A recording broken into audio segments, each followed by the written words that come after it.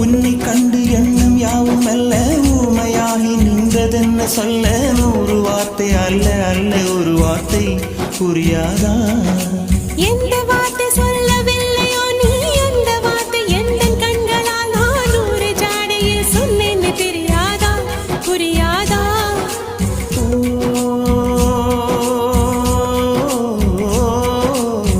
my போல நானும் கண்ணில் சேர வேண்டும் மை போல நானும் கண்ணில் சேர வேண்டும் பூவை போல நானும் உந்த